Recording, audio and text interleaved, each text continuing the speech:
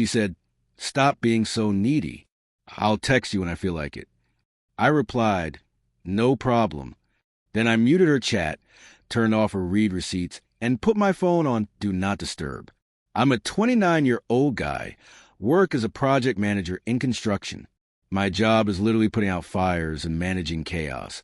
So I guess it makes sense that I attracted a human tornado. Let's call her Sarah. Sarah and I had been together for 2 years. Looking back, the red flags were more like a communist parade. But when you're in it, you just think you're being a supportive partner. I was a fixer. She had credit card debt. I paid it off so she could start fresh. Her car broke down.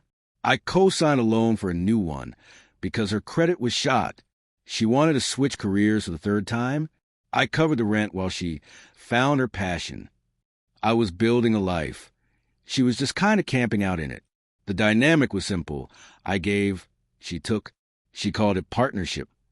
But a partnership usually involves 2 people rowing the boat, not one person rowing while the other drills holes in the bottom. The incident that finally snapped me out of my coma wasn't even a massive fight. It was a Tuesday. I had bought tickets to this indie concert she had been nagging me about for 3 months. They weren't cheap, and I had to pull strings to get the time off work. I texted her at 2 p.m. "Hey, confirming for tonight. Should I pick you up at 6 or meet you there? Also, want to grab sushi beforehand?" Nothing. I waited. I saw she was active on Instagram, posting stories of her latte art and polls about which skirt looked better. At 4:30 p.m., knowing traffic was going to be a nightmare, I sent a follow-up. "Hey, just need to know the plan so I can beat the rush." 3 minutes later, my phone buzzed. It wasn't "sorry, lost track of time," or "can't wait." It was a paragraph that changed my life. "Oh my God, stop being so needy. I'm busy. You're always smothering me with these plans. I'll text you when I feel like it. Back off." I stared at my phone. Needy? I was trying to take her to a concert she begged to go to. I was paying for the tickets, the dinner, the drinks, and the Uber. Something in my brain just clicked. It wasn't anger. It wasn't sadness. It was just done. It was a feeling of dropping a heavy backpack after hiking for 10 miles. I typed back 2 words. "No problem." Then I did something I had never done before. I didn't argue. I didn't apologize for bothering her. I muted her chat on everything. Text, WhatsApp, Instagram. I turned off her read receipts. I went into my phone settings and set her specific contact to Do Not Disturb, so her calls wouldn't ring through. I went to the concert alone. Actually, that's a lie. I sold her ticket to a college kid outside the venue for face value and bought myself 3 overpriced beers and a pretzel. I had an amazing time. No drama. No wondering if she was having fun. No walking on eggshells. For the first few days, the withdrawal was real. I was so conditioned to seek her validation that the silence felt loud. I kept checking my phone, expecting a blow-up.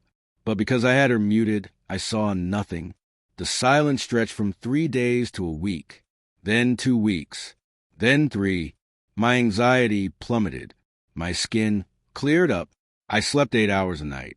I crushed a huge project at work and got a bonus. I started packing her stuff into boxes, assuming we were ghost broken up. I mean, she said she'd text me when she felt like it, and apparently she hadn't felt like it for nearly a month. Then came the banging. It was 11:30 p.m. on a Thursday, exactly 24 days after the text. I was reading on my couch, enjoying the peace, when someone started hammering on my front door like they were trying to break it down. I opened it, and there was Sarah. She looked wild, mascara smeared, hair frizzy, phone clutched in her hand like a dagger. "Are you dead?" she screamed, pushing past me into my apartment. "Are you insane? Why haven't you answered me?" I closed the door calmly and leaned against it. "You said you'd text me when you felt like it. I assumed you hadn't felt like it yet." "I sent you over 100 messages," she shrieked, shoving her screen in my face. I glanced at it. It was a timeline of a meltdown. Day 3. "Are you pouting?" Day 5. "Okay, stop being a baby." Day 10. "I need you to transfer money for the car payment." Day 12. "Where are you?" Day 15. I'm calling the cops. Day 20. We need to talk right now. I didn't see them, I said honestly. I had you on mute. Like you asked. You wanted space. I gave you space. She stood in the middle of my living room, vibrating with rage. You don't get to do that. You don't get to just shut me out. Do you know how embarrassing this is? I had Uber here because my car got declined at the bar. I looked like an idiot. Why is that my problem? We aren't talking, remember? She looked at me, and I saw the gears turning. She realized the guilt trip wasn't working. The fixer wasn't rushing to apologize. So she switched tactics to pure, unadulterated entitlement. You think you're so smart, she spat. You think you can just discard me after everything I've done for you? We are a partnership, which brings me to why I'm really here. I need you to sign the papers for the apartment. I frowned. What apartment? She rolled her eyes, grabbing a seltzer from my fridge without asking. The loft downtown. The one with a view of the river. I put in the application 3 weeks ago. The leasing office called me today saying they need your signature on the guarantor addendum because my credit score is temporarily low. I told them you were out of town on business. You need to call them tomorrow morning and clear this up. I already paid the deposit. I felt a cold chill. You paid the deposit? With what money? You said your car was declined. I used your secondary credit card, she said, taking a sip like she was discussing the weather. The one you keep in the kitchen drawer for emergencies. This is an emergency. We need a better place to live. My secondary card, the one with the $20,000 limit I kept for catastrophic emergencies. It had been missing for about a week, but I assumed I had just misplaced it in the house. You stole my credit card? I asked, my voice dropping. I didn't steal it, she huffed. I utilized our resources to secure our future home. Don't be dramatic. Anyway, the leasing agent is being a total pain about the signature. You need to go down there tomorrow and sign it. And honestly, you should apologize for ignoring me. It's practically emotional abuse. I'm not signing a lease, Sarah, and you need to give me the card back right now. She turned around slowly, crushed the empty can in her hand, and dropped it on my floor. A smile crept onto her face. It wasn't a nice smile. It was a smile of someone who thinks they have a nuclear launch code. Oh, you're signing it, she said softly. Because if you don't, I'm going to tell everyone what you did to me. I haven't done anything to you. I know that. You know that. But who are the police going to believe? Me, the crying, traumatized woman, or you, the 6'2" man who muted his girlfriend for a month to play mind games? I can file a report. Tonight, I can ruin your reputation at your firm. I can tell your family things that will make them never speak to you again. Just sign the lease, keep paying the bills, and I won't have to destroy you. She walked to my bedroom door. I'm crashing here tonight. My roommate is being annoying.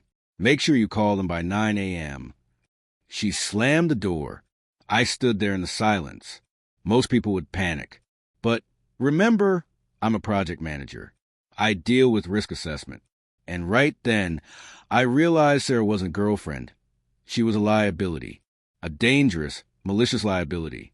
I didn't sleep in the bedroom. I slept on the couch. But before I laid down, I did 2 things. First, I checked a voice memo app on my phone. I live in a one-party consent state, meaning I can record a conversation as long as I'm part of it. I had hit record the second she started banging on the door. I had her confession to stealing the card. I had the blackmail. I had the threat to file a false police report. Second, I logged into my bank app to check that secondary card. My jaw hit the floor. It wasn't just a deposit for an apartment. There was a $600 charge for a men's luxury watch. There were charges for steak dinners for 2 at places I'd never been. There was a weekend hotel stay in a city 2 hours away. On a weekend, she told me she was visiting her sick aunt. She wasn't just using me for an apartment. She was cheating on me, and she was funding the affair with my money. She wanted me to co-sign the apartment so she could move her boyfriend in on my dime. The rage I felt was cold. Absolute zero. I texted my college buddy, Dave. He's a lawyer, not a criminal lawyer. mostly contracts, but he knows enough to be dangerous. Me, urgent, fraud and extortion. Need you at 7 a.m. The next morning, Sarah came out of the bedroom acting like nothing happened. She was chipper. She thought she had one. "Don't forget to call them," she chirped, grabbing a piece of toast. "I want to pick up the keys at noon." "I'm heading to the office," I said, keeping my face blank. "I'll handle it." "Good boy." She patted my cheek. I left the house and went straight to Dave's office. I played in the recording. He listened to her threaten to ruin my life. He looked at the credit card statement. "Man," Dave said, rubbing his temples, "she really dug her own grave here. Extortion is a felony. Credit card fraud over a certain amount is a felony. Identity theft, wait, did you sign the application?" "No." She said she put in 3 weeks ago. She forged my signature. That's forgery. Also a felony. Dave grinned. "Let's go to the leasing office." We walked into the Riverview Lofts leasing office at 10 a.m. The leasing agent looked annoyed when I introduced myself. "Finally," she sighed, "your wife has been calling us nonstop. We need the guarantor addendum signed in person." "My wife," I asked loud enough for the other agents to hear. "I'm not married." The room went quiet. The agent paused, looking confused. "The applicant, Sarah, she listed you as her husband." She submitted a marriage certificate copy with the application. Dave stepped forward, dropping his business card on the desk. "I'm his attorney. We'd like to see that document immediately." The agent turned pale, but pulled up the file. It was a Photoshop job. A bad one, but enough to fool a property manager who just wanted commission. "I didn't sign this application," I told the agent firmly. "I am not her husband. This is identity theft and fraud. And the deposit she paid, that was on a stolen credit card." The agent looked like she was going to be sick. She's coming in at noon to pick up the keys. She said you signed the digital document this morning." "I didn't," I said, "but do not cancel the appointment. I want you to let her come in. Call the police." We called a non-emergency line and got patched through to a detective because of the amount of money involved, over $4,000 on the card plus the fraudulent lease. When I mentioned the extortion recording and the active situation of her coming to pick up keys for a fraudulently obtained property, they were interested. I went back to my car to wait. Dave stayed with me. At 11:55 a.m., Sarah pulled up. She was driving the car I co-signed for, but she wasn't alone. A guy got out of the passenger seat. He was tall, decent-looking, and on his wrist, I saw the watch I paid for. They were laughing. She kissed him on the cheek. It was sickening. She was literally moving him into the apartment I was supposed to pay for. I watched them walk into the building. My heart was pounding, not from fear, but from anticipation. About 10 minutes later, 2 police cruisers pulled up silently. The officers went inside. I gave it 5 minutes. Then I got out of my car and walked to the glass front of the leasing office. I didn't go in. I just stood there. I could see everything. Sarah was standing at the desk, looking confused. The officers were talking to her. Then one of them pulled out handcuffs. She started screaming. I couldn't hear the words through the glass, but I saw the body language. She was pointing at the door, pointing at the agent, losing her mind. The lover was backed up against the wall, looking terrified. He was holding his hands up like, I don't know her. Then Sarah turned and saw me through the glass. She stopped fighting. She froze. Our eyes locked. I wanted her to see me. I wanted her to know that the needy guy who she thought she could bully into submission had just dropped a hammer on her life. I held up my phone, the one she said I never checked, and gave her a little wave. The look on her face was pure horror. It was a realization that her actions actually had consequences. The officers turned her around and cuffed her. As they were walking her out, the lover tried to slip out behind them. An officer stopped him. They exchanged words. The guy pointed at Sarah, then took off the watch and handed it to the officer. He looked like he was about to cry. I found out later what happened inside. The lover had no idea about me. Sarah had told him I was her abusive ex-husband who refused to finalize the divorce and that she needed this apartment to escape me. She told him the money came from her inheritance. The guy thought he was rescuing a damsel in distress. When the cop said credit card fraud and forgery, he realized he was a side piece in a crime drama. He cooperated immediately to avoid being charged as an accomplice. Sarah wasn't so lucky. Because I had filed a report and provided the recording, the district attorney didn't play nice. They charged her with identity theft, credit card fraud, forgery, and attempted extortion. Her parents called me 2 days later. Her dad, a guy I used to drink beers with, was furious. "How could you do this?" he yelled.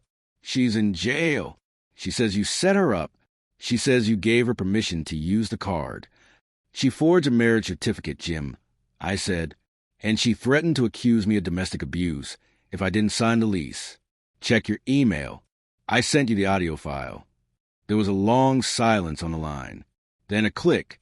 They didn't bail her out. She called me from jail using her one phone call. I answered, mostly out of morbid curiosity. "You have to drop the charges," she demanded. No hello, no tears, just straight to demands. "If you don't, I'm still going to tell them you hit me." "Sarah, this call is recorded. You're on a jail line. You just added another count of extortion to your record." I heard her sharp inhale. She had forgotten where she was. She was so used to manipulating reality that she forgot the real world has rules. "Please," her voice broke. "Please, I can't be here. It's cold. The food is disgusting. Just say it was a misunderstanding. I'll pay you back." "With what money?" I asked. "You don't have a job. You don't have a boyfriend anymore. I saw him give the watch to the cops. By the way, you have nothing." "I loved you," she whispered. "No, you loved that I was useful. You told me to stop being needy. You told me you'd text me when you felt like it. Well, don't text me when you get out." I hung up and blocked the number for good. The legal process took about 6 months. I didn't have to do much because the evidence was overwhelming. The audio recording was the nail in the coffin. Her public defender tried to argue she was under emotional distress, but the judge, a stern woman who clearly had no time for nonsense, wasn't buying it. She took a plea deal to avoid a lengthy trial. 18 months probation, mandatory restitution for every cent she stole, and a permanent criminal record for fraud. In her industry marketing, having fraud on your background check is basically a career death sentence. No company is going to trust you with a budget or client data. I also took her to small claims court for the car payments I had covered, which she had promised via text to pay back. I won. I garnished her wages. She's working at a diner on the edge of town now. Every 2 weeks, I get a check for about $43. I don't even cash them. I frame them. My life now, it's quiet, boring actually, and it is magnificent. I paid off my own debts. I went to Japan, a trip she never wanted to go on because she hated rice. I started seeing a woman who actually asked me how my day was and listens to the answer. I ran into Sarah last week at the grocery store. It's been a year. She looked tired.